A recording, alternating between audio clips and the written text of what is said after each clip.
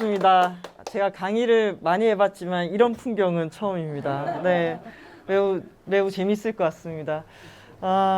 제가 오늘 이제 탄소 중립하고 그 에너지 전환에 관한 얘기를 할 텐데요. 이 이슈가 정말 뜨거운 이슈입니다. 저도 이 문제를 가지고 한 15년 정도 활동을 해왔는데요. 최근에 한 2년 동안은 저도 얼마나 익숙한 이슈겠습니까? 그런데 최근에 2년 동안은 급변하는 이 속도를 저도 따라가기 어렵습니다. 저도 따라가기 어려운데 시민들은 얼마나 더 어려울까요? 저는 지금 탄소중립위원회 위원으로 있습니다. 그래서 어제도 회의를 하고 왔는데요. 고성이 오가는 회의를 막 하면서 저희도 집중해서 회의를 하지만 너무 큰 걱정이 자, 이제 8월쯤에 탄소 중립 시나리오라든지 한국의 온실가스 감축 목표에 대해서 시민들에게 이렇게 열어놓고 토론을 하게 될 텐데, 이 내용을 받아들고 시민들이 얼마나 좀 당황해 하실까. 왜냐하면 우리가 이런 주제를 가지고 토론하거나 논의해 본 경험이 많지 않기 때문에 갑자기 던져지는 이 주제에 대해서 우리가 얼마만큼 받아들일 준비가 되어 있는가 라는 이런 걱정도 같이 듭니다. 하지만 또 동시에 이런 생각도 들더라고요. 여러분 지금 탄소 중립 계획 수립하고 있잖아요. 탄소 중립 계획은 어마어마한 계획입니다. 탄소 배출량을 2050년도까지 제로로 만드는 거예요. 그래서 탄소 중립이라고 얘기를 하면은 마치 뭐 기아 중립으로 놓듯이 플러스 마이너스에서 제로로 만든다라고 매우 기계적으로 이해를 하고 있는데, 사실 CO2를 배출한 것을 흡수해서 마이너스로 시키려면은 이게 보통 일이 아니에요. 마이너스 시킬 수 있는 방법이 지금까지는 두 가지 정도가 있습니다. 하나는 산림이 흡수하는 거. 우리가 CO2 배출한 것을 나무가 흡수를 해야 돼요. 나무를 얼마나 많이 심어야지. 그래서 이 나무로 흡수하는 것도 쉽지 않은 거 하나. 두 번째는 CCUS라고 해서 탄소를 포집 저장하는 방식입니다. 석탄 발전소에서 CO2가 나오면은 그 CO2를 대기 중에서 포집해가지고 땅에 묻어야 돼요. 심지어 땅에 묻으려면은 그 땅에 묻을 수 있는 공간으로서 동굴 같은 데를 찾아야 되는데 우리나라 같은 경우에는 묻을 데가 만만치 않습니다. 그러면 포집해서 저장하기 위해서 포집한 것을 해외에 수출해서 해외 지하 동굴에 묻어야 되는 상황도 발생합니다. 이 비용도 만만치 않겠죠. 그래서 배출한 것을 상쇄해서 흡수해서 재료로 만든다고 했을 때 나무를 심는 일이든 CCUS든 만만치 않은 일이기 때문에 기본적인 전제는 배출량 자체를 바닥으로 치고 내려가도록 줄여야 됩니다. 자, 이걸 줄이려면은 지금 우리나라 1년에 배출하는 양이 7억 톤 정도가 됩니다. 자, 이 7억 톤은 온실가스로 치면은 전 세계 배출량 11위에 해당을 합니다. 이산화탄소 배출량으로는 세계 7위에 해당을 하고요. 최근에 웅크타드가 한국을 선진국 지위에 올렸잖아요. 자, 이 얘기는 뭐냐면은 그동안 한국이 온실가스는 계속 배출하고 줄이는 일을 안 했기 때문에 우리가 기후 악당이라는 얘기를 많이 들었었는데, 이제는 선진국까지 올라선 마당에 이 일을 회피할 수가 없다라는 것을 의미합니다. 그래서 7억 톤을 30년 안에 바닥으로 치게 하려면은 지금 이 공간을 지탱하는 에너지들, 그리고 여러분이 오늘 출근하면서 썼던 에너지들, 거기에서 화석 에너지를 쫙 다 빼야 됩니다. 그 얘기는 30년 안에 석유와 석탄과 가스를 안 쓰는 사회를 만들어야 돼요. 지금 저희가 그 탄소 중립하면서 만드는 게 에너지 분야에서 화석 에너지를 쫙 빼는 시나리오들을 만들고 있습니다. 그게 얼마나 어렵겠어요. 특히 우리나라 배출량에서 가장 많은 부분을 차지하는 게 발전소 부분입니다. 발전소 부분에서 배출하는 양이 40% 정도가 되는데요. 전기는 만들게 되면은 상업 건물도 쓰고 가정도 쓰고 공장도 쓰고 다 쓰잖아요. 자, 그랬을 때 우리나라에서 이 배출하는 온실가스의 40%가 발전 부분에서 나오는 이유는 석탄 발전하고 가스 발전에 대한 의존도가 높고, 특히 석탄 발전에 대한 의존도가 매우 높습니다. 자, 그럼 석탄 발전소를 빼야 돼요. 석탄 발전소 빼는 시나리오를 만들 때 지금 막 싸우고 있는 거는 석탄 발전소 빼면은 그거 어떻게 누가 뭐로 대체할 거냐, 그 논쟁이 한쪽에서는 막 일어나고 있습니다. 자, 발전 부분 다음으로 많이 배출하는 부분이 산업 부분입니다. 우리나라 지금 전국에서 지금 공장들이 엄청나게 돌아가고 있겠죠. 공장 뭐로 돌립니까? 에너지로 돌리게 됩니다. 그러면 각각의 기업들에게 우리는 배출권 거래제라는 걸 하고 있어요. 배출할 수 있는 한도를 정해놓고 그 한도 안에서 우리나라 한 700개 기업들에게 배출량을 나눠줍니다. 그 한도 내에서만 배출하도록 해요. 근데 온실가스를 더 줄여야 되면은 각각의 기업들에게 배출 나눠줬던 것을 그대로 배출해버리면은 이 목표는 더 높아졌는데 다 배출해버리면 안 되잖아요. 그럼 이제 회수를 해야 돼요. 지금 우리 더 줄여야 되기 때문에 기업들에게 할당량으로 나눠줬던 거 걷어들여야 돼요. 그러면 기업들은 온실가스 감축에 더 많은 비용과 노력을 들여야 되다 보니까 지금 산업계 난리 났어요. 우리 못 줄인다. 우리 지금 안 그래도 힘들어 죽겠는데 온실가스 줄이라고 거기는 또 거기대로 난리가 났어요. 그 다음 영역이 건물 분야입니다. 이 건물에서도 에너지를 쓰잖아요. 냉난방으로. 그러면 우리나라의 건물이 몇 채겠어요? 이 수많은 상업 건물부터 시작해가지고 공공건물, 아파트, 개인 건물들까지 그 분야에서 또 탄소 중립을 만들어야 돼요. 지금 국토부가 건물 분야의 탄소 중립 계획 수립하고 있거든요.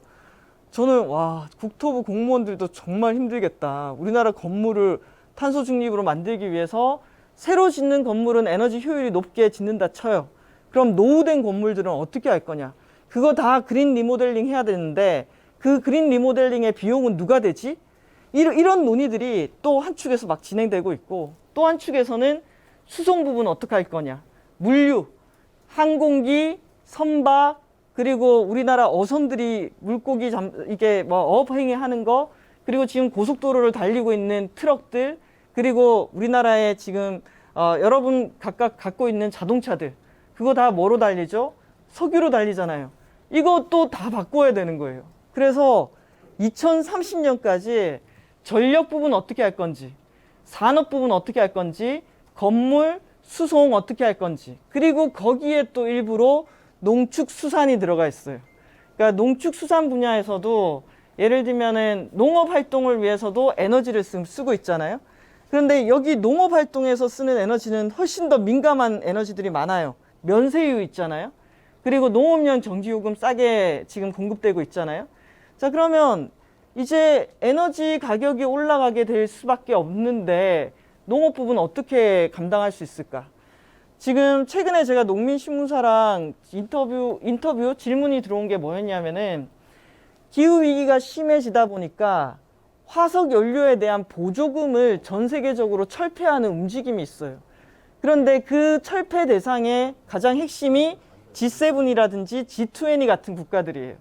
자, 그러면 우리나라의 지금 면세유를 포함한 화석연료 보조금이 한 2조 5천억 정도 되는 걸로 알고 있어요. 3조 5천억.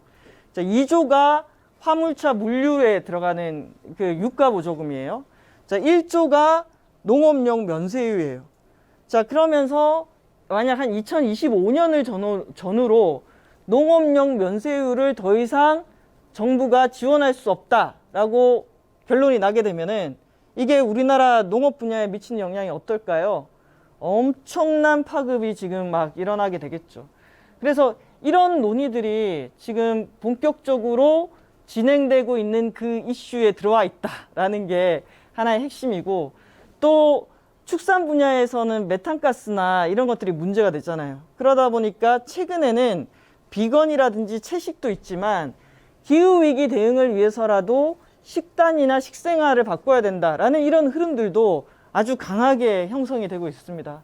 자, 그래서 저는 제가 처음으로 기후변화 강의를 했던 때가 2005년도였거든요. 지금 2021년도잖아요. 그런데 그때 당시에는 기후위기 심각합니다 정도로 얘기되던 것이 이제는 심각해졌기 때문에 뭔가 해야 된다라는 내용들로 구체화되고 있고, 사실은 농업용 면세유 없어질지도 모른다라는 얘기는 매번 되어 왔지만 아무도 그게 없어질 거라고 생각하지 않잖아요. 매번 연장이 되어 왔잖아요. 그런데 이번에 이 지금 불어오고 있는 이런 상황들은 정말 좀 차원이 다른 문제가 아닌가라는 생각이 들어요. 그래서 오늘 뭐 원론적인 얘기도 있지만 최근에 이런 흐름들이 빠르게 진행되고 있다. 그래서 제가 요즘에 강의를 하거나 이 특히 정책하는 분들 이런 분들을 만나면은 판이 바뀌고 있습니다. 기존에 우리가 익숙했던 그런 체제에서 틀을 바꾸는 판을 바꾸는 대전환이 일어나고 있는데 이 판이 바뀌는 이 흐름은 우리가 만들어낸 흐름이 아니라 국제사회의 흐름인 거예요.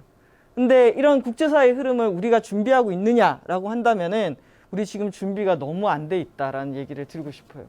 오늘 뉴스 보시면은 미국의 캘리포니아 데스밸리가 52도를 찍을 수도 있다라고 얘기를 나오고 있습니다. 지금 캐나다하고 미국 그리고 유럽을 중심으로 폭염 현상이 엄청나게 진행되고 있고 그 양식장에 조개가 익어가지고 이렇게 입 벌린 거 보고 정말 이거 어떻게 돼야 되는 건가 라는 생각이 들었는데요.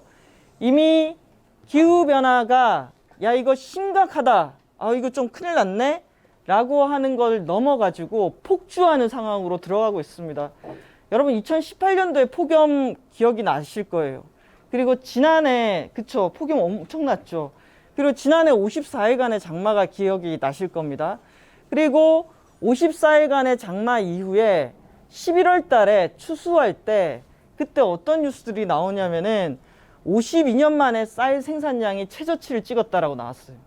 그러니까 요즘 팟테크 얘기 나오고 이 갑자기 가격 올라가는 게 기후 위기가 바로 영향에 미치는 사례라고 할 수가 있습니다. 그래서 확실한 것은 멀리 있는 게 아니라 이미 왔고 그리고 기후 위기 우리가 겪는 이 위기의 이 폭증 현상, 가속화 현상 이 한가운데 있어요.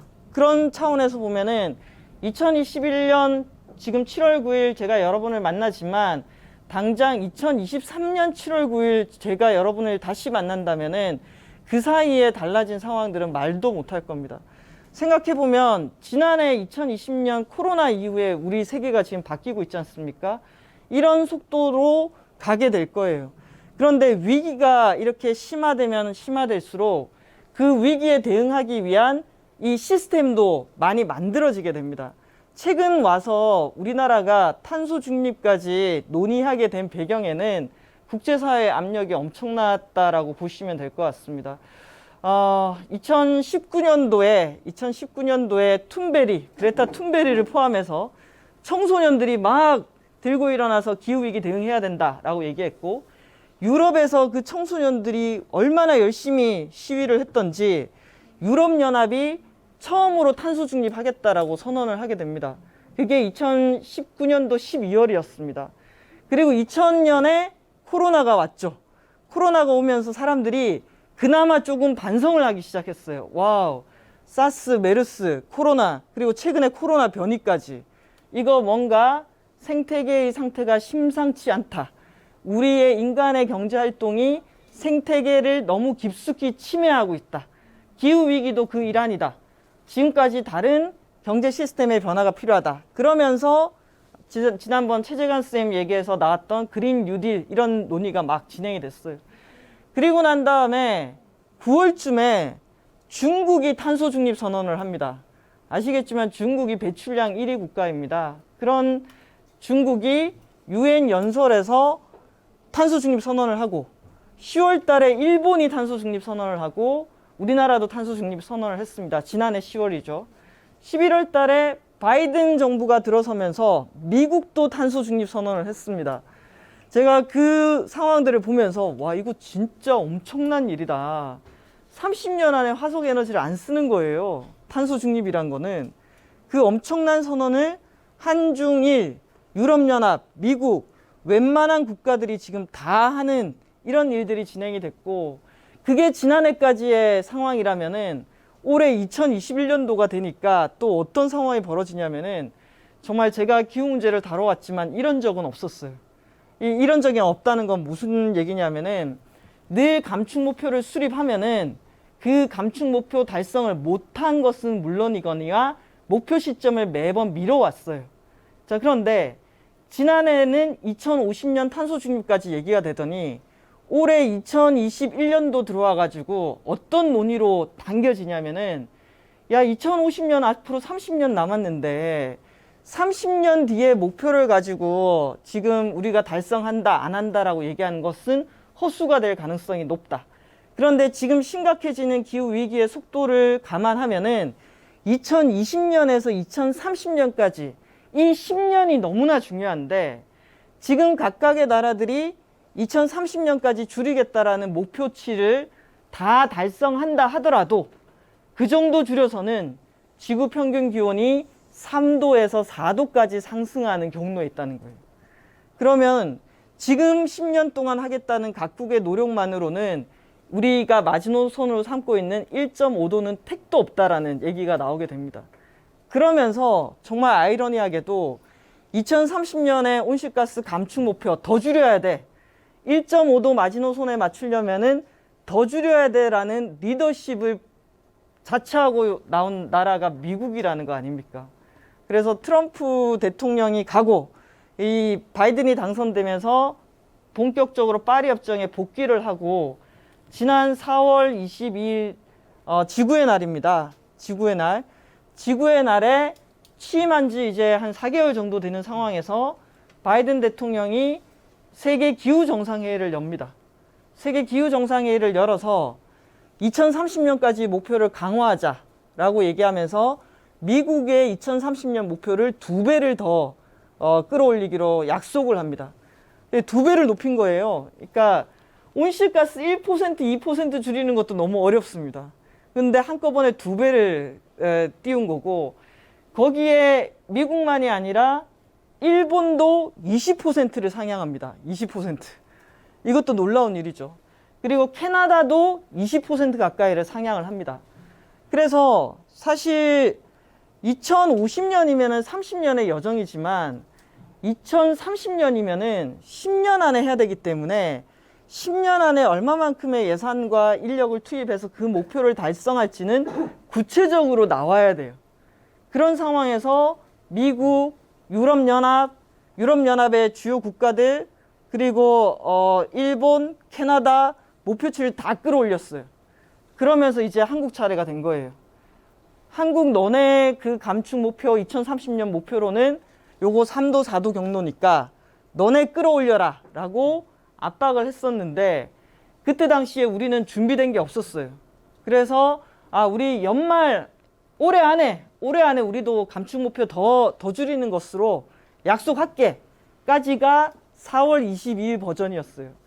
그러다가 5월 달에 한미 정상회담이 있었죠. 한미 정상회담에서 우리나라 언론에는 잘 알려지지 않지만 미국이 핵심적으로 한국의 압박카드로 쓴 게 온실가스 감축 목표의 상향이었습니다. 그리고 한미 정상회담의 그 선언문에 보면은 이 문장이 나와요. 어떤 문장이 나오냐면은 한국은 1.5도 목표 달성에 부합하는 상향된 2030년 온실가스 감축 목표를 10월 초까지 초안을 발표하고 11월까지 최종 확정한다 이렇게 돼 있어요. 저는 그 선언문을 읽으면서 사실은 좀 깜짝 놀랐어요.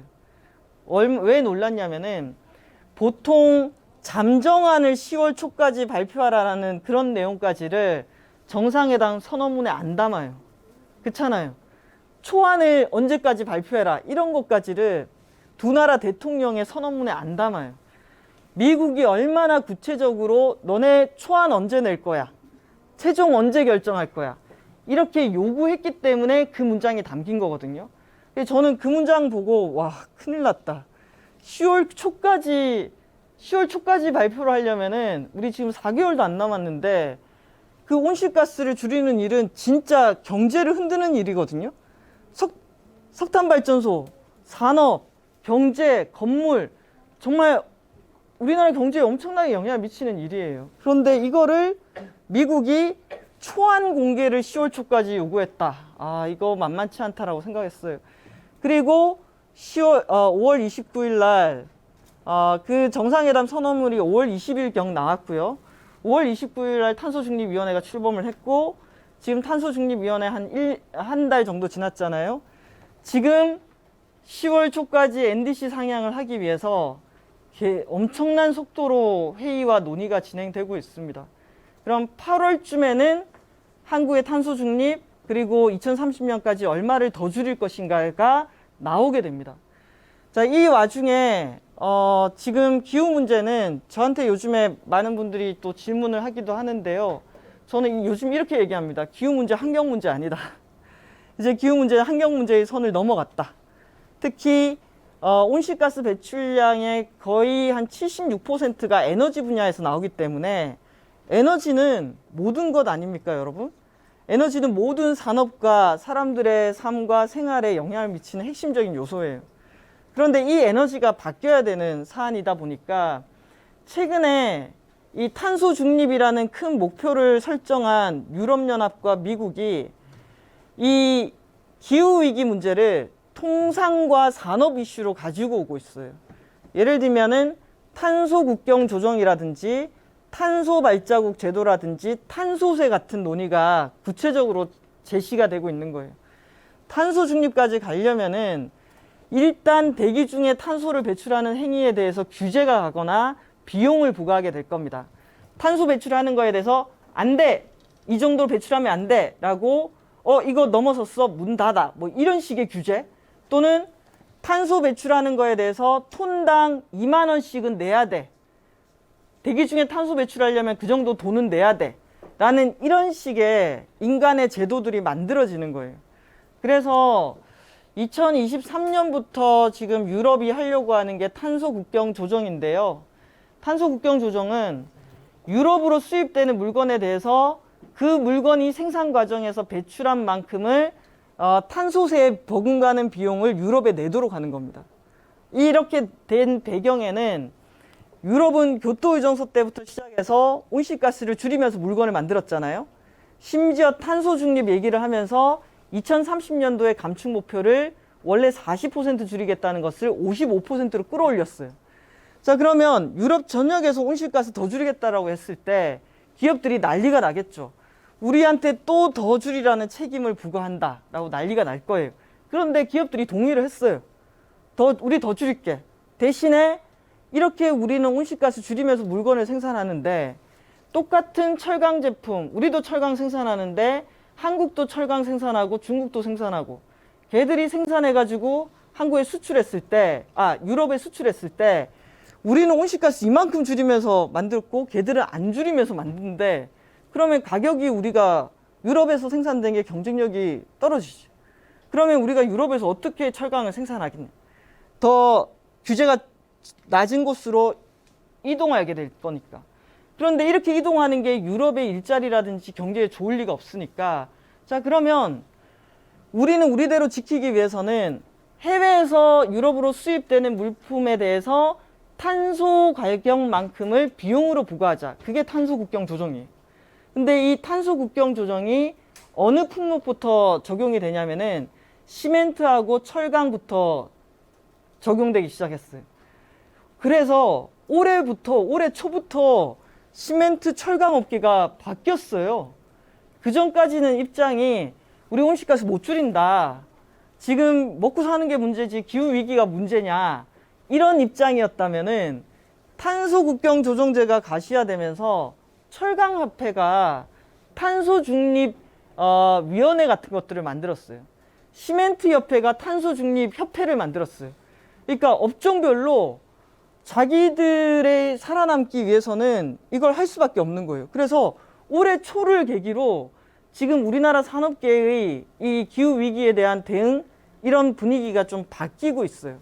자, 그래서 탄소 국경 조정에 의해서 영향받는 시멘트 업계가 철강 업계가 바뀌는 게 한 축에 있다면은 또 한 축은 우리나라 배터리 업계라든지 삼성, 그 다음에 LG, 기아, 현대차 이런 그룹들은 뭐로 바뀌고 있냐면은 탄소 발자국하고 아리백 때문에 바뀌고 있어요.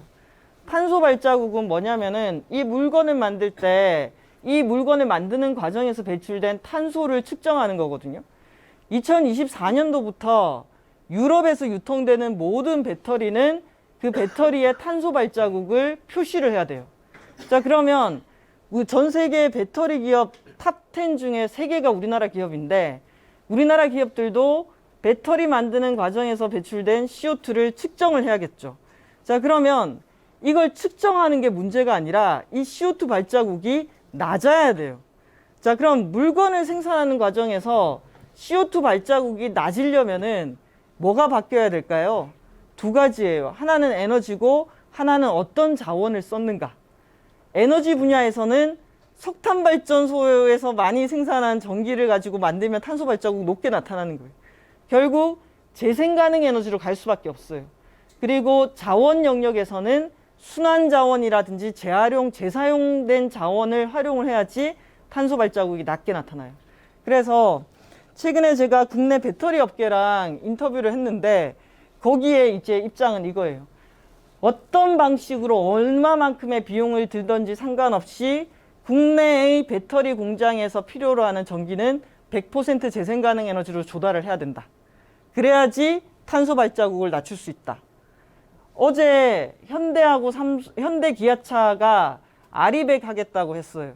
그러니까 아리백이 100% 재생 가능 에너지로 전기를 조달해서 기업 활동을 하는 거예요. 자, 규모가 엄청 크죠. 그래서 이런 기업들이 재생 가능 에너지로 물건을 생산해야지 탄소 발자국이 낮아지고 그래야지 서로 교육이 가능한 형태로 바뀌고 있는 거. 이게 새로운 표준으로 등장한 거예요. 기후위기가 너무 심해지고 온실가스가 일으키는 위기가 더욱더 심해지다 보니까 그전에는 대기 중에 온실가스를 배출하는 행위에 대해서 그게 미안해, 이번에 우리가 감축 목표 못 지켰어, 비난받고 끝났던 일에서 이제는 국가 간의 무역이라든지 통상의 어떤 규제나 수단으로서 탄소 배출량을 관리할 수밖에 없는 상황이 됐고, 그런데 이 국가 간의 목표도 중요하지만 기업과 기업이 거래하는 데 있어서도 워낙 다국적 기업이라든지 대기업들은 평판도 중요하잖아요. 그러니까 알아서 온실가스 배출량을 관리를 해요. 그런데 이제 물건의 탄소 발자국을 계산할 때 이 물건을 만드는 데 들어간 직접적인 에너지하고 전기도 보지만 이 안에 들어간 부품 하나는 또 온실가스를 얼마를 배출했는지를 보게 되는 거예요. 그러면 이게 어떻게 되냐면은 그 기업과 부품 기업들 간에 대기업이 자기와 연결된 공급업체에게 우리의 온실가스 총량을 낮추려면은 우리에게 들어가는 부품의 온실가스 총량도 낮아져야 되니까 너네 온실가스 못 줄일 거면은 우리랑 거래할 수가 없어. 이런 판이 만들어지는 거예요. 그래서 저도 좀 놀랐던 게 우리 안산의 시야공단이라든지 이런 데 있는 작은 기업들까지도 이제 이런 통보를 받고 있는 거예요. 그동안은 우리가 물건을 생산할 때 그 물건의 품질이라든지 가격을 봤다면은 이제 배출량을 계산을 해야 되는 거예요. 그러다 보니까 최근에 제품의 라이프 사이클 CO2라고 해가지고 하나의 제품을 만들 때 배출량이 총량이 얼마만큼 됐는지를 계산하고 검증해주는 컨설팅 기업들, 이런 기업들이 엄청나게 이제 성장하게 될 거예요. 그리고 이것도 치팅하면 안 되잖아요. 10g 배출했는데 9g이라고 조작하면 안 되기 때문에 이제 그전에 없던 모든 물건과 모든 행위의 배출량을 계산하는 시스템 같은 것들이 만들어지지 않을까라는 생각이 듭니다. 그래서 판이 많이 바뀌고 있어요. 판이 많이 바뀌고 있고 지금도 코로나가 우리 경제에 미친 영향 크죠. 그리고 기후위기라는 이 위기가 미친 영향도 크게 될 거예요. 그리고 우리나라 최근에 과학기술의 발달이라든지 AI 그리고 이런 디지털 기술의 발달, 이게 미친 영향이 클 거고요. 그게 우리가 되게 아주 고령화 사회로 가고 있습니다. 우리를 둘러싼 여러 가지 환경들이 많이 바뀌고 있어요. 그러면 이렇게 바뀌는 환경 속에서 어떻게 방향을 잡고 갈까라고 했을 때 제가 보니까 내년에 있는 대선이라든지 지방선거가 정말 중요하겠더라고요. 거기에서 어떤 얘기들이 오고 가는지, 보통 대선이나 지방선거를 통해서 우리 사회에 대한 진단이 나오고 이 사회를 어떻게 이끌어갈 것인가에 대한 비전 같은 것들이 논의가 돼야 되잖아요. 왜냐하면 지금까지 지난 2년 동안 제가 이 영역에서 겪은, 오늘 자료에도 나오지만 정말 하루하루의 슬라이드 하나씩을 바꿔야 돼요.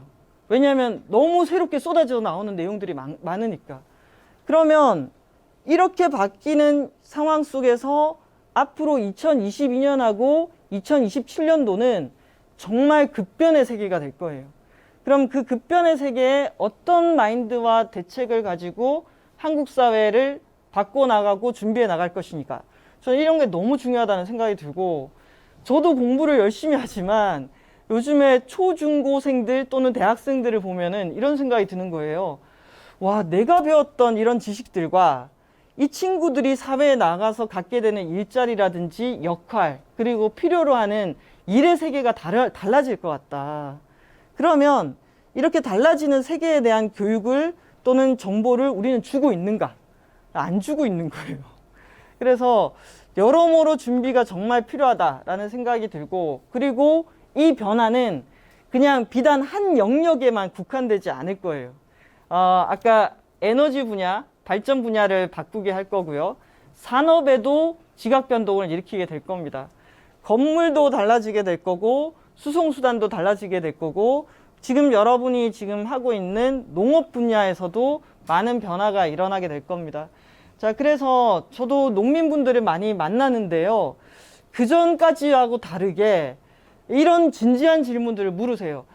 정말 기후변화 심각한 것 같고, 그냥 이거는 우리가 그냥 맨날 경험하고 있는데, 진짜 면세유가 없어진다 그러면은 이것도 큰일인데, 여기에 대한 대책 같은 것들은 뭐가 있는가, 이런 질문들을 하세요. 매우 진지하게. 그래서 저도 농촌경제연구원이라든지 농림부라든지 이런 면세유 폐지에 따른 농업 분야에 대한 대책 준비된 거 있는가, 자료, 정보 공개 청구, 이런 거 해야 된다는 거예요. 우리가 아무런 준비 없다가 어느 날 그 상황에 처해요. 그러면 가장 그 연결고리 안에서 취약한 사람들에게 충격이 바로 가게 되거든요. 그래서 지금 많은 영역에서 대비하고 준비를 해놔야 될 때다.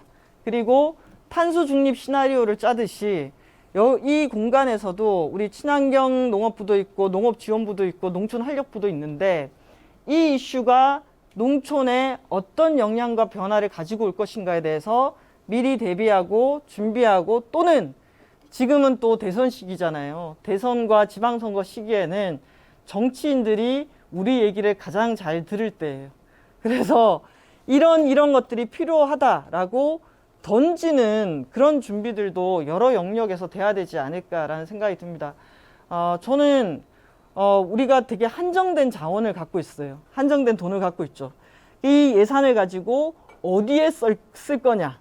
지금까지는 우리가 이 한정된 예산을 가지고 기후위기에 대응한다거나, 기후위기에 대응하는 연구를 한다거나, 기후위기 대응 인력을 양성한다거나, 이런 데 돈을 거의 안 썼어요. 안 썼거든요. 그러니까 우리가 온실가스 못 줄인 거예요. 그러면 이제는 말로만 되는 게 아니라 실질적으로 줄이기 위해서는 예산과 인력을 여기에 배치를 해야 되는 거예요. 그러면 여기도 지금 진흥원이신데, 이 안에서도 누군가는 여기에 대해서 준비하고 대응하는 사람들을 만들어 놔야 되는 거예요. 왜냐하면 이 변화의 속도가 정말 만만치가 않거든요. 그래서 이게 제가 여러분께 드리고 싶었던 내용이고, 자, 요거는 자료입니다. 이 자료를 제가 빠르게 좀 보여드리면서 저 사람 왜 저렇게 긴박하게 목소리를 가지고 왜 저렇게 애타게 이렇게 얘기를 할까 싶을 텐데요. 이게 저는 매일매일 이런 자료들을 보다 보니까 이거 진짜 어떡하지? 라는 제 안에서 해결이 안 되는 이 질문의 무게들이 있어요. 이 질문의 무게들은, 야, 이거를 우리 사회가 논의할 수 있을까? 야, 이거 우리 사회가 받아들일 수 있을까? 우리 지금 전기요금 얘기도 20년째 못 꺼내고 있는데 이 엄청난 그래프를 감당할 수 있을까? 이게 그냥 요즘 제가 매일매일 이거를 우리가 어떻게 해결하지? 이런 질문이 제 머릿속에 있어서 저의 목소리가 급박하게 나오는 것 같습니다.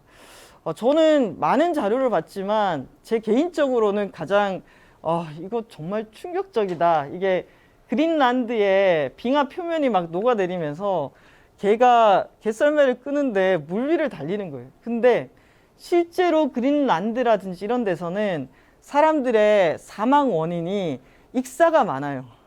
어떤 의미인지 아시겠죠? 정말 녹아서 익사가 많아요. 그리고 이 녹아내리는 속도가 육안으로 확인할 정도로 그냥 빨라요. 지금 많이 빨라졌어요. 지금 지구 평균 기온이 1도가 올랐고요. 그래서 막 예전에는 기후변화 자체가 인간의 온실가스 배출로 인한 지구 온난화와 그에 따른 기후 패턴의 대규모 변화. 그래서 기후변화는 그냥 기후가 알아서 변하는 게 아니라 인간이 원인을 제공한다라는 게 매우 중요해요. 근데 그 전까지는 기후변화라고 썼거든요.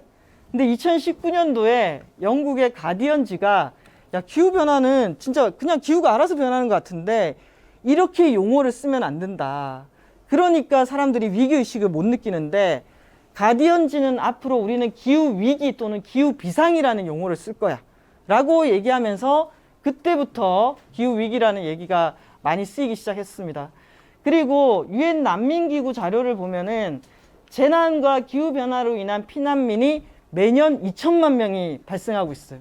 자, 우리나라는 이런 기후난민이라는 이런 개념에 익숙지가 않잖아요. 그런데 아까 우리가 봤던 이런 곳들 또는 남태평양의 섬나라들 그리고 슈퍼 태풍 한 번씩 지나가는 인도네시아나 필리핀 이런 데들 이런 데는 연간 2천만 명의 난민이 발생하고 있어요.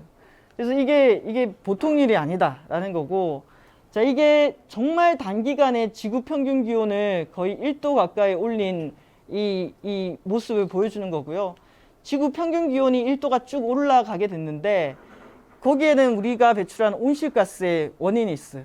그리고 그 온실가스 중에서 상당 부분을 차지하는 게 이산화탄소입니다. 근데 이 자료를 보시면은 이게 인류가 어떤 에너지를 지금까지 쭉 쓰고 있는가를 보여주고 있거든요. 생각해보면 조선시대에는 나무를 태워가지고 냉난방을 했어요. 그리고 여기 보면 1950년대, 그리고 1970년대 쭉 올라가죠. 이게 지금 우리의 현재의 문명을 바탕으로 하고 있는 화석 에너지로 된 세계예요. 석유와 석탄과 가스의 기반을 둔. 그래서 이게 다 뭡니까? 이게 다 이산화탄소 배출량이 된 거죠. 자, 최고치를 찍고 있어요. 화석 에너지의 최고치를. 그 속에서 지금 기후위기에 취약한 나라들, 극단적인 기상재난으로 인한 사망자가 지금 47만 명 정도에 달하는데요. 여기 보면은 빨간색 진하게 돼 있죠. 여기가 기후변화에 엄청 취약한 나라들이에요. 그러니까 늘 세계는 지금 이런 데 등장하는 나라들. 기후변화에 가장 취약한 나라가 남미에 있는 푸에르토리코고 2등이 미얀마 같은 나라들이에요. 그리고 저 이분 진짜 실제로 만났어요. 제가 2007년도에 처음으로 기후변화 협약 당사국 총회에 갔었는데 제가 이분 사진 찍었거든요. 이분이랑 얘기를 나누다 보니까 정말 자기가 사는 섬이 해수면 상승 때문에 가라앉는 거예요. 근데 상승 때문에 가라앉는 정말 매번 불안하게 살고 있고 자기들이 원하는 것은 안전하고 단단한 땅으로 이사가는 게 자기들의 소원인데 이 섬에서는 전기도 없고 자동차도 없고 석유도 안 써요. 그러니까 와 정말 기후위기에 대한 아무런 원인을 제공하지 않는 사람들이 가장 먼저 사라지고 있다라는 상징이었는데 며칠 전에 제가 이분이 궁금해가지고 찾아봤어요. 찾아봤더니 나이가 드셨더라고요. 근데 여전히 이주를 희망하면서 그 섬에서 살고 있었어요. 와, 이 생각이 들었고요. 자, 그 다음에 요거는 책임이에요. 누가 많이 배출했는가. 누적해서 1751년부터 2017년까지의 누적 배출량인데 미국이 단연 1등이고 EU가 있고요. 그런데 중국도 이제 만만치 않게 됐어요. 그쵸? 그리고 우리나라도 여기 보면 한국이 있는데 지금까지 대기 중에 배출한 온실가스의 1%는 한국의 책임이에요. 1%. 자, 그래서 이런 상징 많죠. 선진국이 배출하고 정말 이런 사람들이 피해 입는다. 그런데 또 한 나라가 작정하고 줄인다고 해서 해결될 수 있는 문제가 아니에요. 이거는. 그래서 국제적인 협약이 필요했던 거고 2015년도 그전에는 97년도에 교토의정서가 있었고 2015년도에 파리협정. 왜냐하면 17년도에는 선진국이 먼저 줄인다라는 약속이었지만 시간이 갈수록 총량은 늘어나고 또 기후위기는 더 심해지고 알고 봤더니 중국, 인도, 한국 이런 나라들 배출량 급증하고 야 이거는 선진국만 해서 될 일이 아니다 라고 해서 파리협정이 만들어졌죠. 그래서 지금 여러분과 저는 파리 체제에서 살고 있어요. 모두가 줄여야 되는. 그런데 이때 논쟁이 있었어요. 지금까지 1도가 올랐는데 지구 평균 기온을 몇 도에서 막아야 되느냐. 1.5도냐 2도냐 논쟁이 있었고 이 보고서 2018년도에 발간된 인천 송도에서 발간이 됐어요.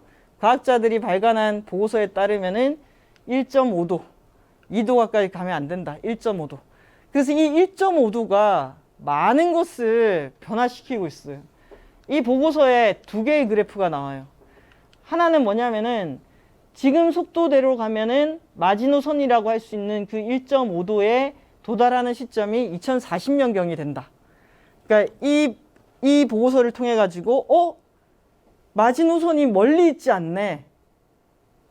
10년, 20년 안에 닥치는 일이네. 라는 긴장감을 사람들한테 줬고요. 그 다음 등장한 게 이 탄소 중립 그래프예요. 그래, 우리 1.5도에서 막아야겠어. 그럼 어떻게 해야 되지? 라고 했을 때 이게 전 세계 배출량인데 이게 바닥을 쳐야 돼요. 언제까지? 2050년을 전후로. 이 그래프의 기울기가 보이세요? 저는 이거 딱 보고 와 이거 전 세계 국가들이 받아들이기 쉽지 않겠다. 이거는 지금까지 왔던 인간의 경제와 문명에 대해서 완전히 하루아침에 반대로 내려가는 그래프예요.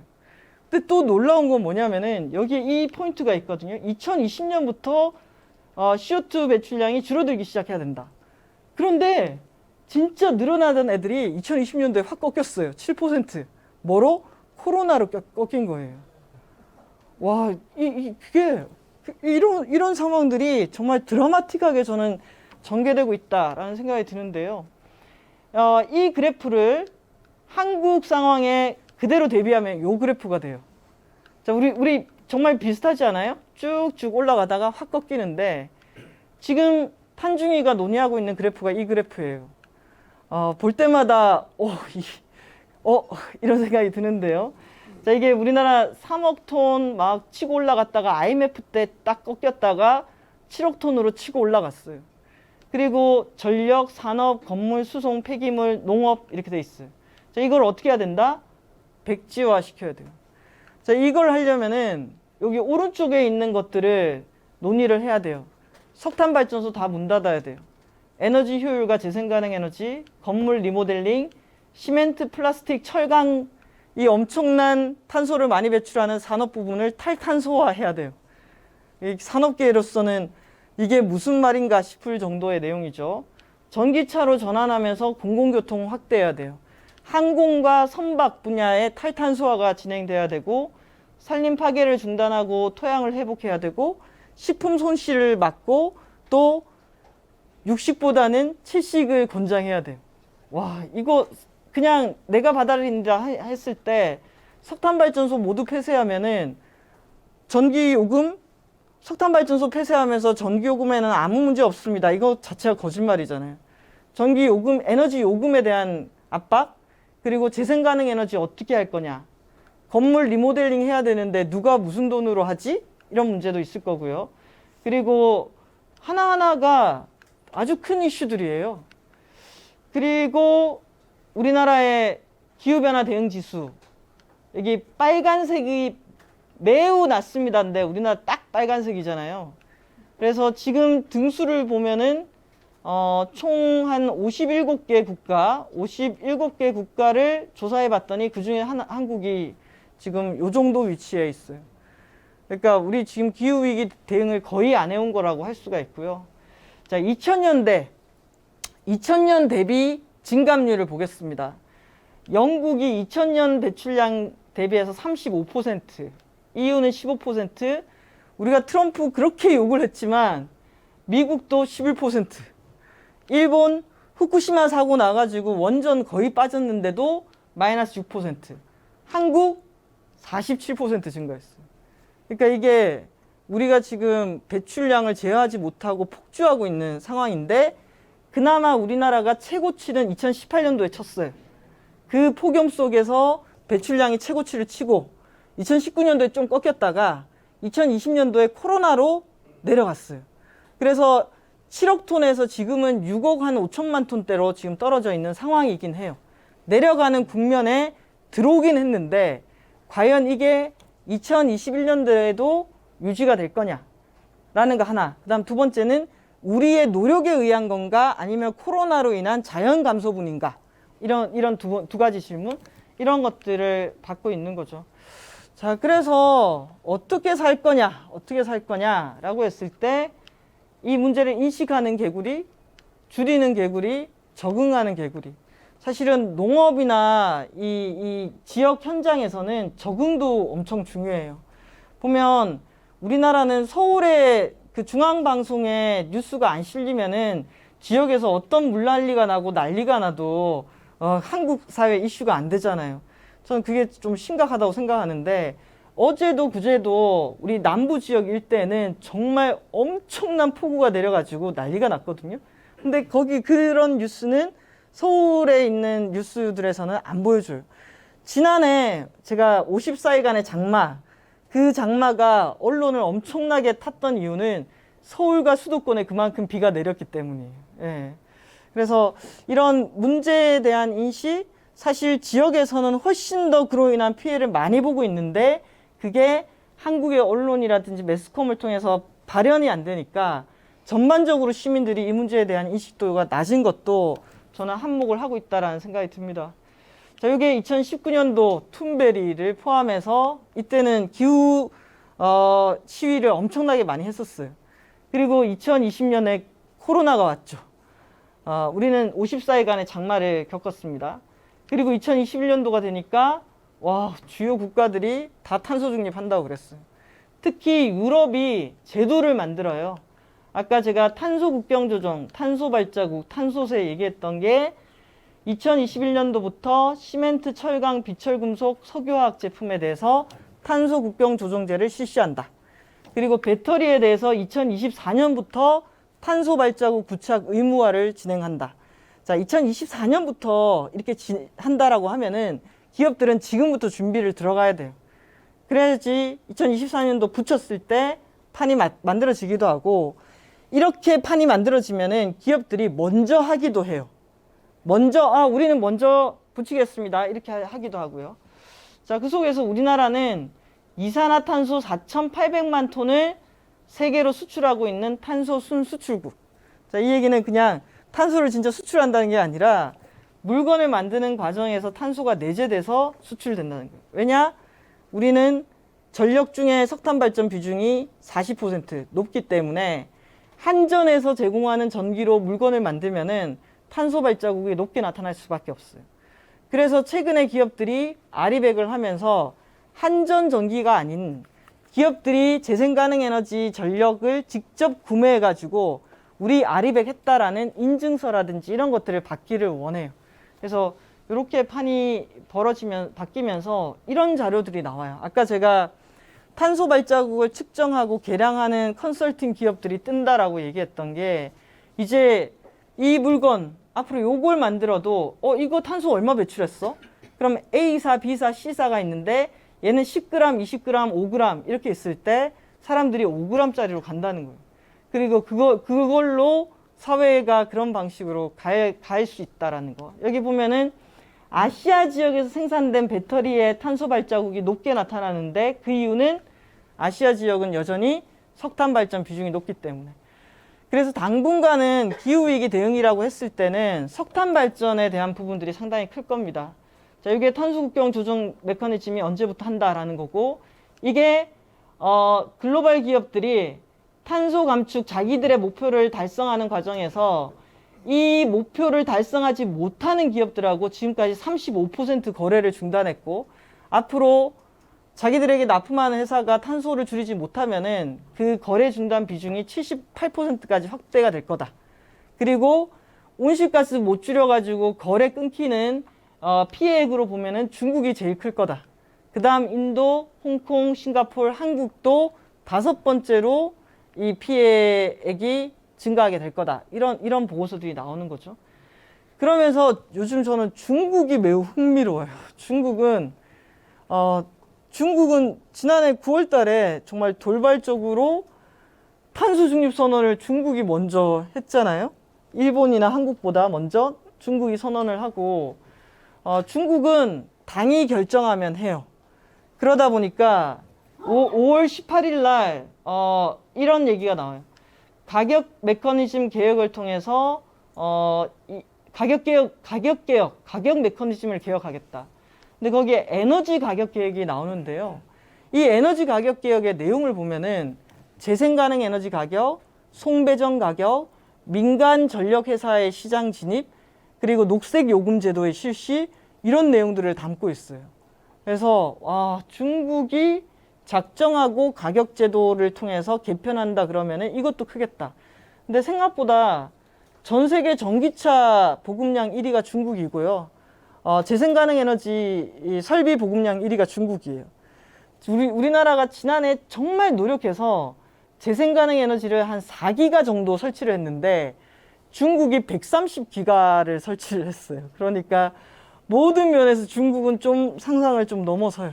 그래서 제가 올해 초에 중국 탄소 중립 선언했는데 진짜 변화가 체감이 되냐고 중국에 계시는 분한테 물어봤어요. 물어봤더니 그분이 중국에서 대학 교수신데 한 2년 전부터 뭔가 탄소 중립에 대한 공문이 오기 시작하더니 그냥 한다라고 하더라고요.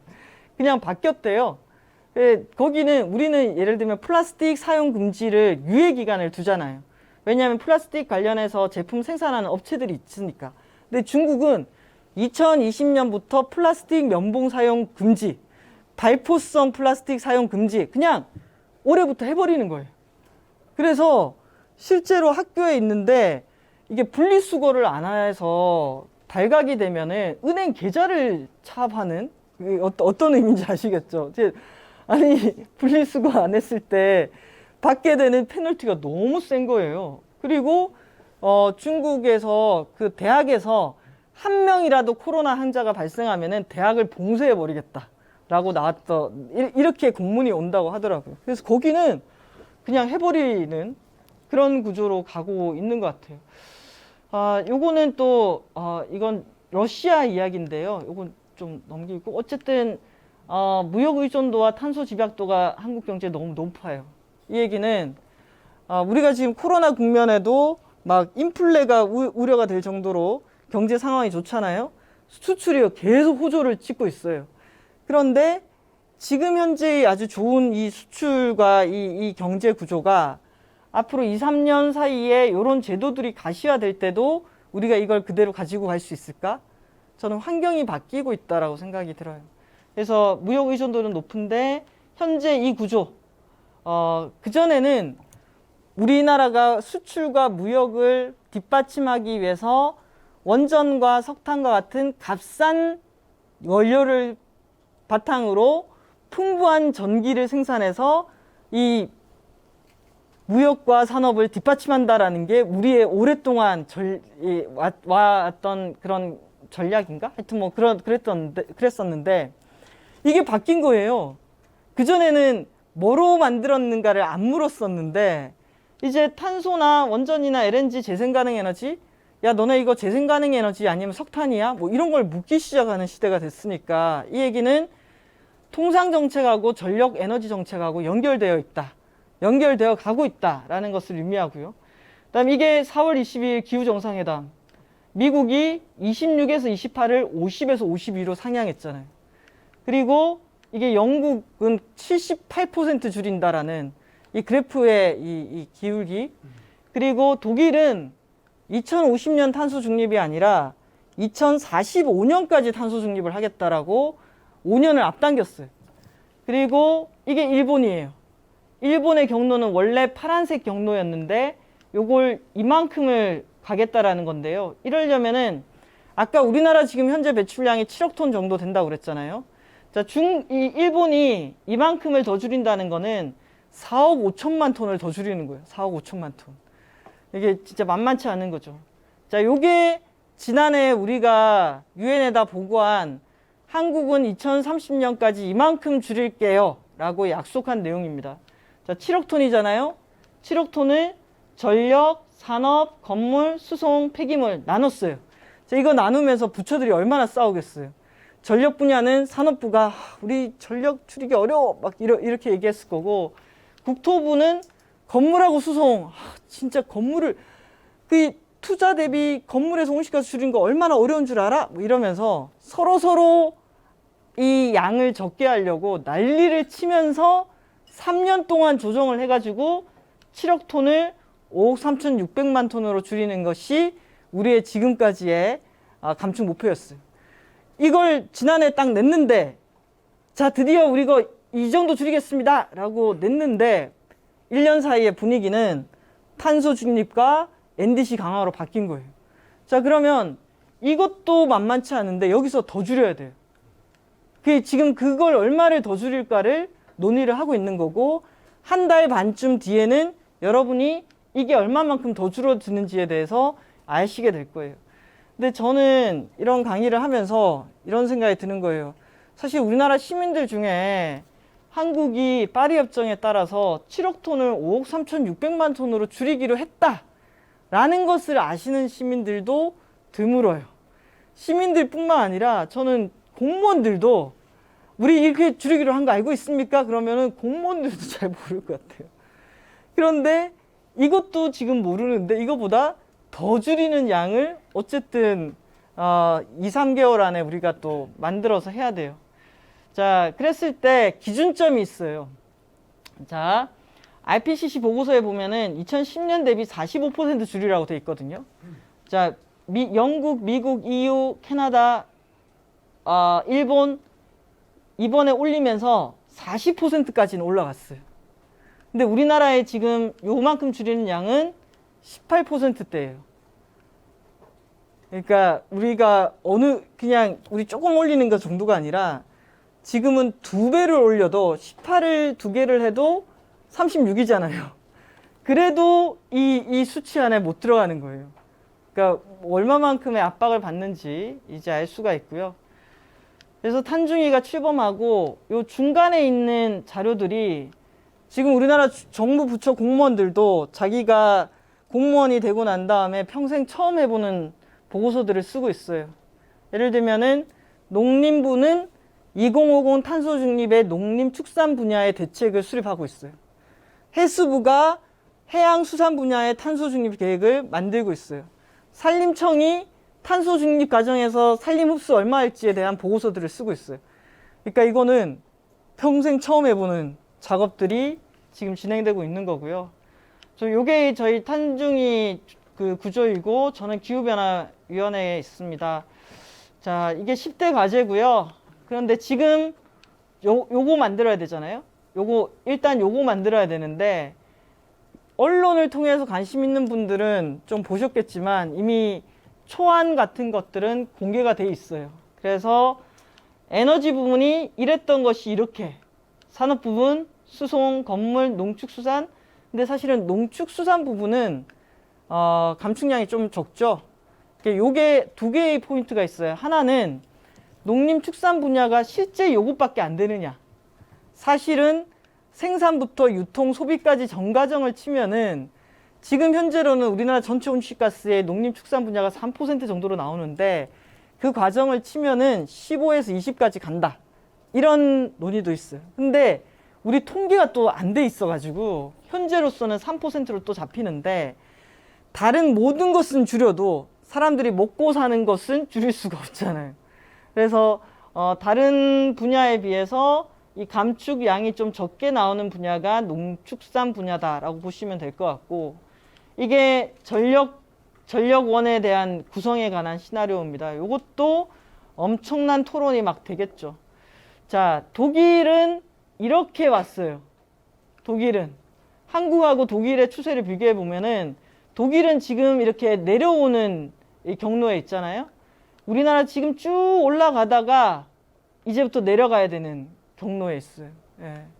그래서 만만치 않는 숙제가 있고, 지금 2050 시나리오 나왔을 때 할 얘기는 정말 많지만 쟁점은 석탄 발전 유지 여부, 산업 부분의 에너지 수요 전망, 내연기관의 친환경차.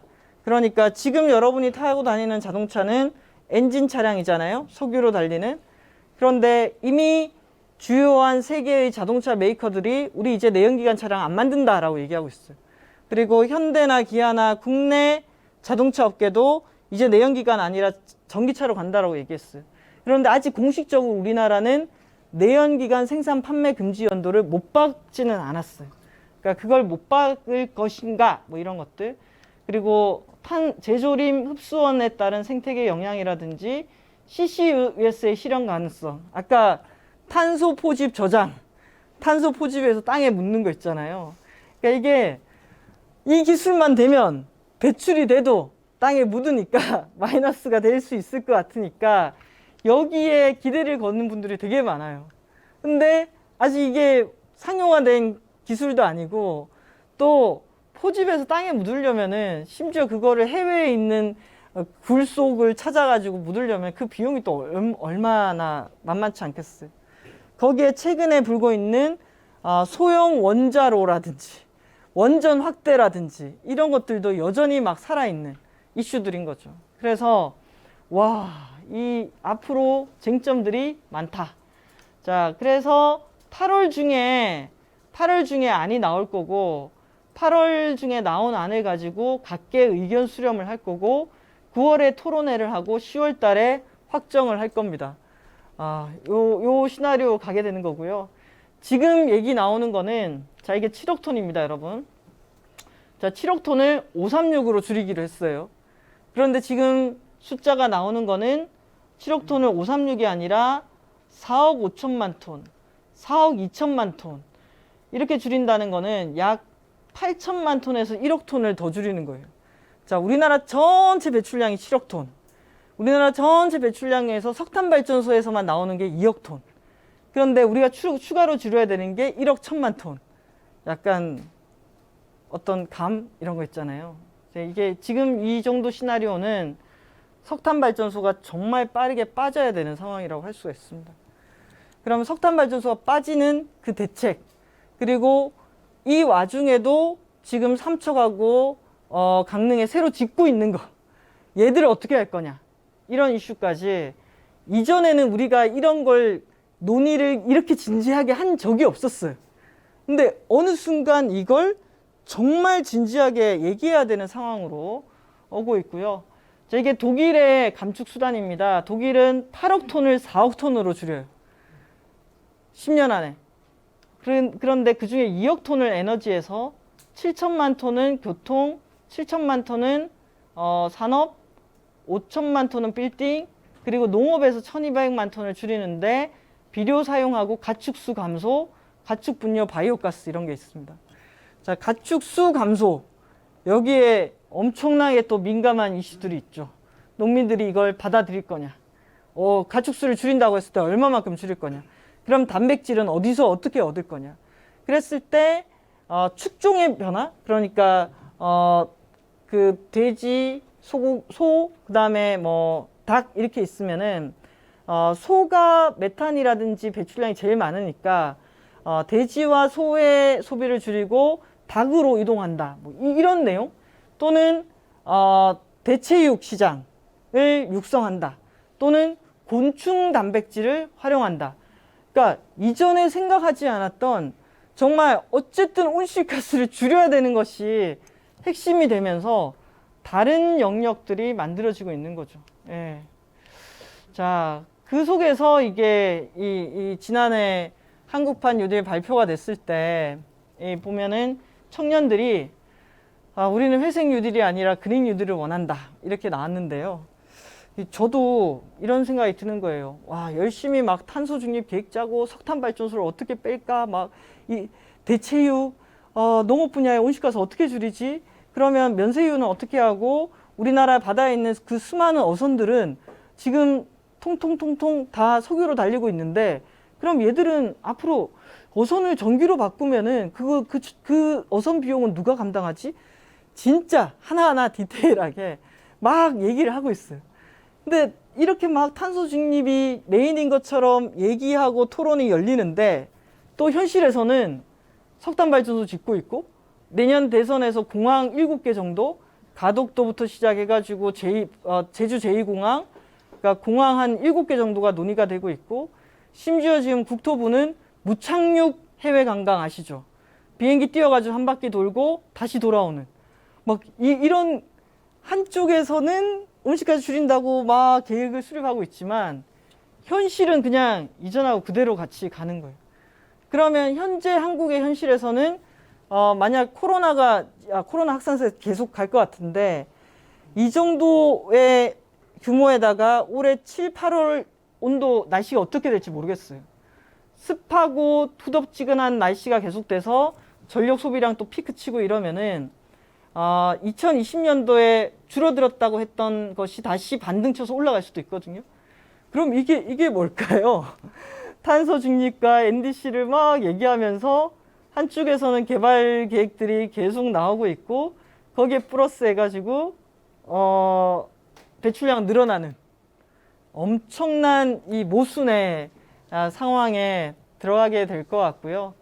그러면서 한국 사회에서 이제 뭐 다음 대선으로 나오시는 분들은 이 문제에 대해서 어느 정도 인식하고 있는가? 이제 레이스가 시작이 됐잖아요. 그럼 그 사람들의 발언이라든지 출마 선언문이라든지 이런 것들이 있을 텐데 그냥 제가 봤을 때는 꾸며주는 말로 도입 부분에 기후위기와 우리를 둘러싼 위기가 심화되고 있습니다. 까지 끝. 그 다음에 뭐 쭉 있잖아요. 그래서 이거는 이제 우리가 좀 진중하게 봐줘야 된다라는 생각이 저는 들었고요. 지난주에 농업경제학회에서 기후변화를 주제로 한 학회가 있었어요. 저도 토론자로 갔었어요. 갔는데 그때 농림부 장관이 인사를 했거든요. 인사를 했는데 제가 딱 받은 느낌이 그 느낌이었어요. 축사를 보면은 많은 분들은 또 축사한다고 막 지겹다고 얘기하시잖아요. 그런데 그래도 어떤 위치에 있는 사람이 축사를 한다는 것은 그 축사 안에 그 사람이 이 문제를 어떻게 보고 있다라는 것들을 담아내고 있어요. 그래서 저는 축사 열심히 듣거든요. 근데 장관이 얘기하면서 아니나 다를까 꾸며주는 말로 기후위기가 심화되고 있습니다. 라고 하면서 바로 스마트팜이라든지 제 4차 산업으로 막 넘어가더라고요. 저는 기대했던 거는 기후위기 얘기를 하면서 지난해 쌀 생산량이 최저치가 됐다든지 올해 초에 이 이상한 날씨 때문에 고생했을 농민들에 대한 얘기들 한마디라도 있었어야 된다는 생각이 들거든요. 근데 그런 거 없이 바로 그냥 스마트 산업, IoT를 연계한 뭐 이런 산업 이렇게 가고 있었어요. 그래서 와, 이게 문제다. 자기의 관점과 자기의 메시지가 어떻게 되는지에 있어서 뭔가 맥락이 심각하게 못 느끼니까 그냥 바로 4차 산업으로 뛰는 거예요. 농업 분야의 4차 산업으로. 그래서 우리가 좀 이 문제를 어떻게 직면해서 풀어갈 것인가 이제 논의가 시작됐다고 생각해요. 요즘에 학교에서도 저는 연락이 오는데 학교 선생님들한테 이런 얘기를 꼭 드려요. 선생님들 너무 바로 행동하거나 학생들에게 답을 주려고 하지 마시라고. 그냥 기후 문제가 어떤 양상으로 진행되고 있고 오늘 제가 그냥 속성수로 쫙 넘어갔지만 기후 위기의 메커니즘, 온실가스의 종류, 어디서 얼마나, 누가, 어떻게 이런 얘기들을 학생들에게 충분히 얘기를 하고 기후 위기 자체에 대해서 알도록 해주시는 게 필요하다. 특강 한번 하고 비디오 한번 보고 둘러 앉아서 자, 오늘 우리가 지구를 위해서 뭘 할까요? 이렇게 하면서 네, 플라스틱을 줄이겠습니다. 뭘 하겠습니다. 우리 교육 정말 전형적으로 이렇게 되고 있거든요. 그래서 지금 탄소 중립도 교육한다 그러면서 탄소 중립의 대책으로 에너지 절약과 플라스틱 사용 줄이기 뭐 이렇게 막 나와요. 근데 지금의 우리가 부딪힌 이 질문은 즉자적으로 개인 내가 먼저 나서야지, 내가 실천해야지 이렇게 해서 풀리는 문제가 아니에요. 사회의 판이 바뀌어야 되는 문제고, 우리가 한정된 돈을 가지고 어떤 대책에 먼저 자원을 배분해서 우선순위를 할 것인가에 대한 문제이기 때문에 이거는 이 문제가 얼마나 심각한지를 깊이 인식하고 깨달은 다음에 나올 수 있는 대책들이어야 돼요. 그렇지 않고 온실가스가 문제야? 그러면 소형 원자로로 가면 되겠네. 이렇게 풀리면은 이게 절대 답을 푸는데 도움이 안 된다라는 거예요. 그래서 오늘 제 강의가 어느 정도 도움이 될지는 모르겠습니다만은 이렇단 말이야? 라고 하고 들으시고 난 다음에 약간 몇 가지 책들을 한번 읽어보시면서 이 문제에 대해서 누가 말해서 들어온 지식이 아니라 스스로 좀 소화해내는 그런 단계가 있어야 될 것 같아요. 그렇게 단계가 있고 생각을 하다 보면은 우리 원에서는 이 문제를 가지고 어떤 준비를 해야 될까? 경기도 매우 중요하잖아요. 그럼 경기도에서 어떤 메시지를 먹을거리나 축산이나 농업이나 관련해서 기후변화 대응해서 발신해야 될까라고 해법을 같이 찾게 돼요. 너무 기후위기 환경 문제라고 얘기하면은 바로 행동이나 해법을 찾아야 된다라고 부담을 느끼는 것 같은데, 지금의 상황은 그렇게 찾아지는 해법은 해법도 아닐 뿐만 아니라 도움이 안 된다라는 얘기를 드리고 싶습니다. 자, 그래서 한 10분 정도 얘기하고 제가 이제 너무 길면 힘드시니까 마칠게요. 자, 지난해 54일간의 장마가 진행됐을 때 SNS 상에는 이렇게 돌았어요. 이 비의 이름은 장마가 아니라 기후위기입니다 라고 해서 쫙 돌았거든요. 자, 그러면 사람들이 54일간의 비를 맞았어요. 비를 맞고 이거 기후위기야. 그런데 이 기후위기가 우리가 사용하는 전력과 에너지에 있고, 그러면 우리가 사용하고 있는 전력과 에너지가 기후위기의 원인이면 지금 내가 내는 전기요금은 괜찮은 건가? 우리가 값싼 전기요금으로 많이 쓰면서 기후위기를 조장하는 거 아닌가?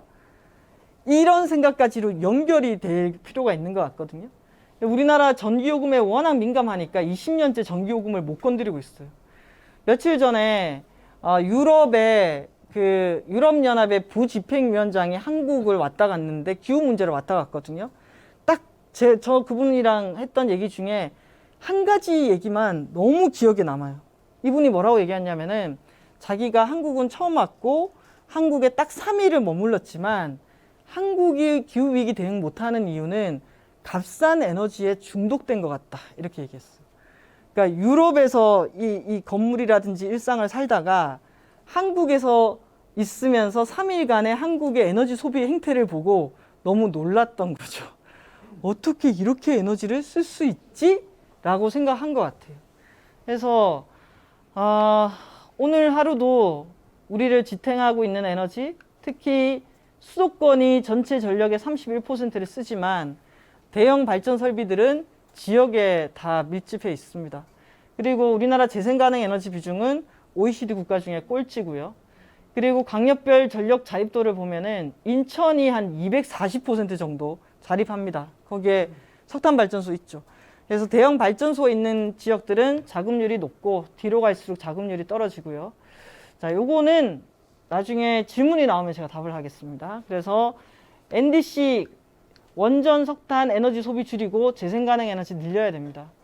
이것도 넘어가겠습니다. 그래서 핵심은 지금 특히 2030년까지 한국이 온실가스 배출량을 획기적으로 줄이려면은 석탄을 빼고 전력 수요 관리를 하고 사라진 에너지 효율 정책을 살려내고, 그런데 소비 감소와 에너지 효율 정책을 되살리려면은 전기요금 문제를 풀어야 되고, 전기요금은 어차피 대선이든 지방선거 전에는 못 풀기 때문에 이후에 들어선 정부가 해결해야 되는, 저는 첫 번째 문제라고 생각을 하고, 그러면서 두 번째는 어쨌든 재생가능 에너지를 늘려야 되는데 지금처럼 태양광이 맨날 두드려 맞고 풍력 발전 안 되고 이런 상황이 지속이 되면 한국은 사실은 에너지 전환에 실패해서 온실가스도 못 줄이는 상황으로 갈 가능성이 크다. 그런데 지금은 안팎의 압력이 다 있어요. 국가적으로도 온실가스를 줄여야 되지만 기업들이 아리배기를 요구하고 있다 보니까 기업은 재생가능에너지로 물건을 생산해서 만들어야 되는데 우리나라의 재생가능에너지 생산량이 기업들이 요구하는 만큼을 못 받쳐주는 상황이 되는 거예요. 그러면 어떤 상황이 발생하느냐? 국내에서 기업 활동을 하지 않아요. 우리보다 훨씬 더 값싼 재생가능에너지 있는 지역으로 공장을 이동을 해요. 그리고 실제로 지금 최근에 반도체 공장이라든지 배터리 공장은 이 직종들이 제일 아리백에 민감하거든요. 왜냐하면 최첨단 사업이기 때문에 여러 물건 생산 중에서 탄소 발자국 규제를 가장 먼저 딱 받는 것들이 배터리라든지 반도체라든지 최첨단 산업들이에요. 근데 이 산업들은 아리백을 받쳐줘야 되는데 국내에서 못 받쳐주면은 해외에 갈 수밖에 없죠. 왜냐하면 미국이라든지 유럽은 이미 재생가능 에너지가 석탄이나 이런 것보다 전기가 훨씬 더 싸요. 양적으로나 기술적으로 경쟁력을 갖춰가고 있는 거예요. 한국은 재생가능 에너지 너무 비싸요. 그래서 이런 것들이 판도를 바꾸게 될 것 같고 지금까지는 이랬어요. 발전소에서 전력 생산해서 주면은 우리 다 소비하고 있죠. 여러분 다 전기를 소비하는 분들이세요. 그쵸? 근데 이제 전 세계 전력 시장의 판도가 이렇게 바뀌고 있어요. 왜 이렇게 바뀌냐?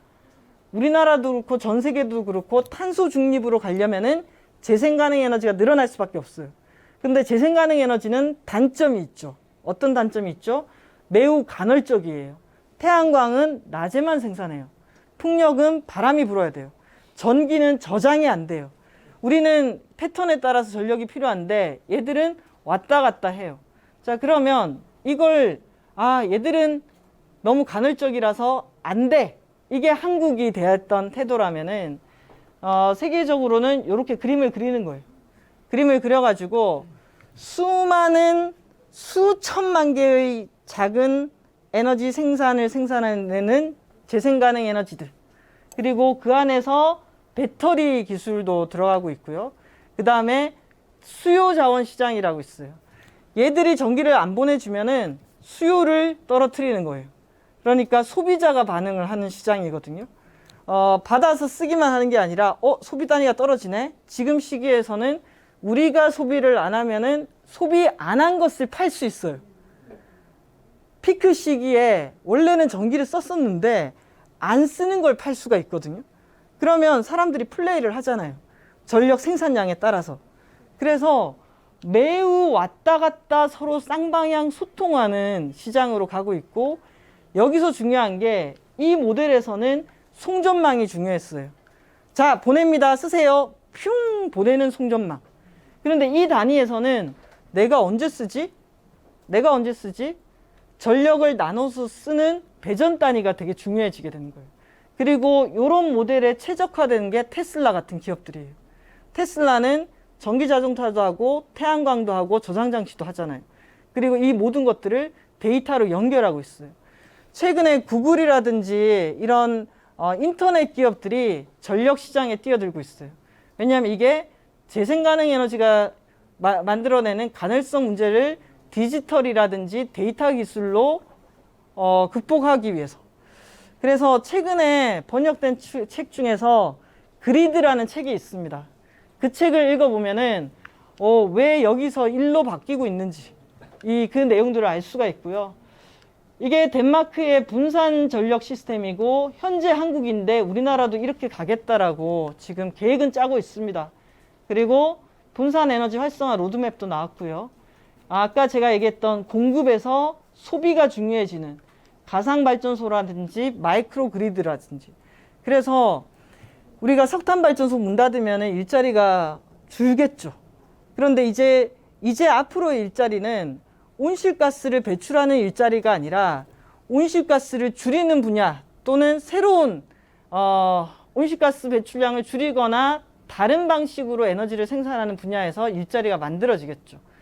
이 영역이 지금까지는 우리가 한전이 딱 있고 그냥 우리는 소비자 보내주면 받아서 쓴다 이렇게 경직된 분야에서 이런 방식으로 가는 시스템 전환이 정말 필요하지 않을까. 그런데 우리는 이런 얘기를 하면은 민영화 하자는 거냐? 라고 얘기하면서 또 논의가 진전이 안 돼요. 그러니까 이건 민영화의 문제가 아니라 어떻게 지금의 시스템을 분산형으로 가기 위해서 최적의 기술과 시스템을 만들어낼 것이냐에 대한 변화를 설계하는 시기이거든요. 근데 이런 논의들을 보면은 저는 한국 사회가 좀 많이 경직되어 있다고 봐요. 이게 세대별로도 그렇고 나이라든지 또는 이런 이 권위 또는 기존의 이 이득 관계. 근데 이런 것들을 유연하게 가지고 가지 않으면은 여기서 이렇게 바뀌고 우리도 여기서 이렇게 바뀌어야 되는데 쉽지가 않겠죠. 그런데 그럼에도 불구하고 노력을 해야 된다라고 생각합니다. 자, 이게 서울시의 탄소 중립 로드맵입니다. 딱 1년 전에 이 로드맵을 발표를 했었는데요. 서울시는 진짜 탄소 중립하기에 너무 쉬워요. 3개만 하면 돼요. 건물, 수송, 폐기물. 경기도 진짜 어려워요. 경기도 정말 어려워요. 경기도 할 게 너무 많고. 그다음 광주시의 시나리오고요. 그래서 지금 아까 제가 얘기했던 그 왔다 갔다 그리고 상당한 소통 이런 방식에서 지금 서울시 같은 경우가 이런 에너지 플랫폼을 만들어요. 그러니까 통계를 주고 플레이를 할 수 있도록 플랫폼도 만들고 스마트 에너지 공동체 사업이라든지 새로운 시도 같은 것들을 하고 있어요.